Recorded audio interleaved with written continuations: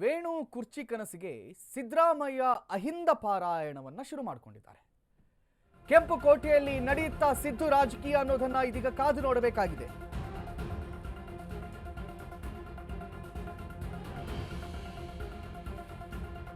ಇತ್ತೀಚೆಗಷ್ಟೇ ಕರ್ನಾಟಕದ ರಾಜಕೀಯಕ್ಕೆ ಎಂಟ್ರಿ ಕೊಡೋಕೆ ಪಿಣರಾಯಿ ವಿಜಯನ್ ಟ್ರೈ ಮಾಡಿದ್ರು.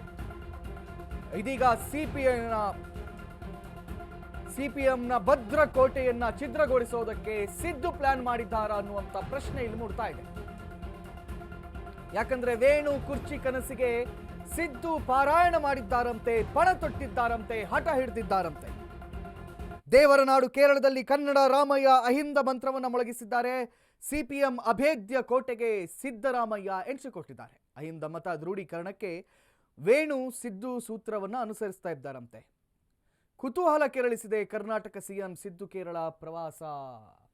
ಇಂಟ್ರೆಸ್ಟಿಂಗ್ ನೋಡಿ. ಈ ಬೆಳವಣಿಗೆ ಎಲ್ಲ ಗೊತ್ತಿದ್ದೆ. ಮೊನ್ನೆ ಅಷ್ಟೇ ಪಿಣರಾಯಿ ವಿಜಯನ್ ಕೋಗಿಲು ಸೈಟ್ಗಳ ಗಲಾಟೆ ಏನಾಯ್ತು ನೋಡಿ, ಅದರಲ್ಲಿ ಮೂಗು ತೂರಿಸುವಂತ ಪ್ರಯತ್ನವನ್ನ ಮಾಡಿದ್ರು, ಅವರ ಸಂಸದರನ್ನ ಕಳಿಸ್ಕೊಟ್ರು.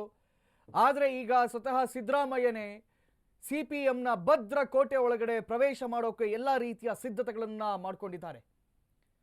ನಿಜವಾಗಿಯೂ ವೇಣು ಅವರಿಗೆ ಸೀಟು ಕೊಡಿಸಿದ್ದೇ ಹೌದಾದ್ರೆ, ವೇಣು ಅವರನ್ನ ಗೆಲ್ಲಿಸಿದ್ದೇ ಹೌದಾದ್ರೆ ಇದು ಸಿದ್ದರಾಮಯ್ಯರ ಜೀವಮಾನದ ಸಾಧನೆ ಆಗುತ್ತೆ. ನೆನಪಿಟ್ಟುಕೊಳ್ಳಿ. ಡಿಸೆಂಬರ್ ಅಂತ್ಯದಲ್ಲಿ ದೇವರ ನಾಡಲ್ಲಿ ಅಹಿಂದ ರಣಕಹಳೆ ಮೊಳಗುತ್ತಂತೆ. ಕೇರಳ ಅಹಿಂದ ಸಮಾವೇಶಕ್ಕೂ ಸಿದ್ದರಾಮಯ್ಯ ಮುಖ್ಯ ಅತಿಥಿ. ಕೇರಳದಲ್ಲಿ ಅಹಿಂದ ಮತ ಸೆಳೆಯಲು ಕೆಸಿವಿ ಮಾಸ್ಟರ್ ಪ್ಲಾನ್ ಮಾಡಿದ್ದಾರೆ. ಡಿಸೆಂಬರ್ 31ರಂದು ಬೃಹತ್ ಅಹಿಂದ ಸಮಾವೇಶವನ್ನು ಕೇರಳದಲ್ಲಿ ಆಯೋಜನೆ ಮಾಡಲಾಗಿದೆ. ಕೇರಳದ ವರ್ಕಳದಲ್ಲಿ ಬೃಹತ್ ಅಹಿಂದ ಸಮಾವೇಶವನ್ನ ಆಯೋಜನೆ ಮಾಡಲಾಗಿದೆ. ಇನ್ನು ಸಿದ್ದರಾಮಯ್ಯ ವೇಣುಗೋಪಾಲ್ ಅಹಿಂದ ಆಹ್ವಾನವನ್ನು ನೀಡಿದ್ದಾರೆ. ಕೇರಳದಲ್ಲಿ ಸಿಎಂ ಸಿದ್ದರಾಮಯ್ಯ ಅಹಿಂದ ಪಾಲಿಟಿಕ್ಸ್ ಅನ್ನು ನಡೆಸ್ತಾ ಇದ್ದಾರೆ. ಕೇರಳದಲ್ಲೂ ಕೈಗೆ ಅಧಿಕಾರ ತರುತ್ತಾ ಸಿಎಂ ಅಹಿಂದ ಮಂತ್ರ ಅನ್ನೋದನ್ನ ಕಾದು ನೋಡಬೇಕಾಗಿದೆ.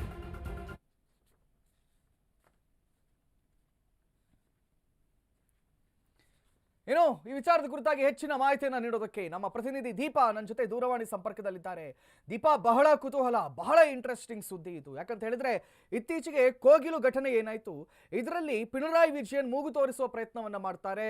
ಕೇರಳದ ಕೆಲವು ಶಾಸಕರು ಮತ್ತು ಸಂಸದರು ಇಲ್ಲಿಗೆ ಭೇಟಿ ನೀಡುತ್ತಾರೆ, ಮಾತಾಡ್ತಾರೆ. ಇದೀಗ ಆ ಅಭೇದ್ಯವಾಗಿರ್ತಕ್ಕಂಥ ಸಿಪಿಎಂ ಕೋಟೆಯನ್ನ ನಾನು ಛಿದ್ರ ಮಾಡ್ತೀನಿ ಅಂತ ಹೇಳಿ ಅಹಿಂದ ಪಾರಾಯಣವನ್ನ, ಅಹಿಂದ ಮಂತ್ರವನ್ನ ಇಟ್ಕೊಂಡು ಸಿಎಂ ಸಿದ್ದರಾಮಯ್ಯ ಭೇಟಿಯನ್ನು ನೀಡ್ತಾ ಇದ್ದಾರಲ್ಲ, is it even possible Deepa? ಇದು ಸಿದ್ದರಾಮಯ್ಯರಿಂದ ಮಾಡೋಕೆ ಸಾಧ್ಯವಿದೆಯಾ?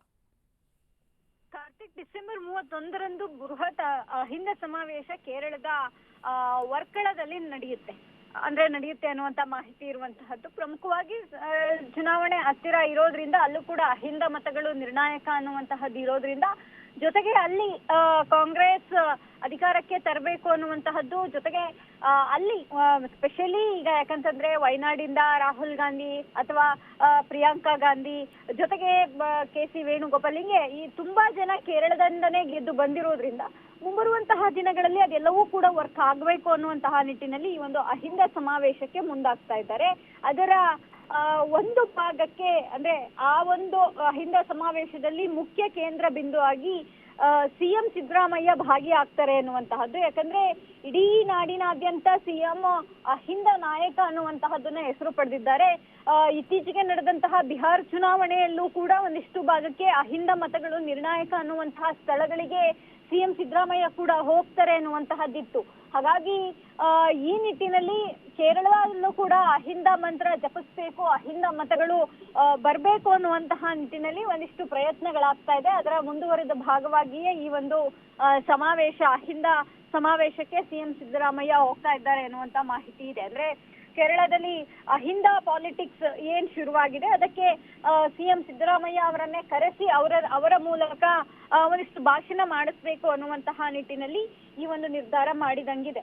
ಆದ್ರೆ ಸಿದ್ದರಾಮಯ್ಯ ಹೋದ ಬಳಿಕ ಅಲ್ಲಿ ಅಹಿಂದ ಮತಗಳು ಇವರಿಗೆ ನಿರ್ಣಾಯಕ ಆಗುತ್ತೆ ಅನ್ನೋದರ ಜೊತೆಗೆ ಅಹಿಂದ ನಾಯಕರನ್ನ ಕರೆಸಿ ಭಾಷಣ ಮಾಡಿಸ್ತಾ ಇರುವಂತಹದ್ದು ಕೂಡ ಒಂದಿಷ್ಟು ಲೆಕ್ಕಾಚಾರ. ಯಾಕಂದ್ರೆ ಏನು ಕೋಗಿಲು ಕ್ರಾಸ್ ವಿಚಾರದಲ್ಲಿ, ಅಂದ್ರೆ ಮನೆ ನೆಲಸಮ ಆದಂತಹ ವಿಚಾರದಲ್ಲಿ ಪಿಣರಾಯಿ ಅವರು ಇಲ್ಲಿ ಮೂಗು ತೂರಿಸುವಂತಹ ಕೆಲಸ ಮಾಡಿದ್ದು ಕೂಡ ಚುನಾವಣಾ ದೃಷ್ಟಿಯಿಂದಲೇ ಅನ್ನುವಂತಹ ಮಾತುಗಳು ಕೇಳಿ ಬರ್ತಾ ಇದೆ.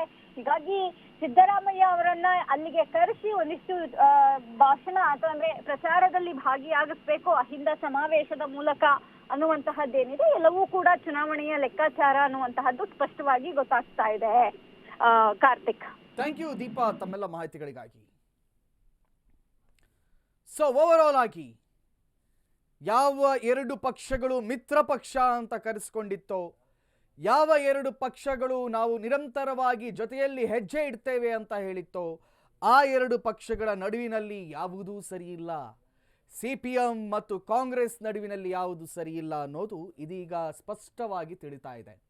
ಇದರ ನಡುವಿನಲ್ಲಿ BJP ಕೂಡ ಇತ್ತೀಚೆಗಷ್ಟೇ ಖಾತೆ ಓಪನ್ ಮಾಡಿತ್ತು. ಆದರೆ CPMನ ಅಭೇದ್ಯ ಕೋಟೆಯಲ್ಲಿ ಕಾಂಗ್ರೆಸ್ ಖಾತೆ ತೆರೆಯುತ್ತಾ ಕಾದು ನೋಡಬೇಕಾಗಿದೆ.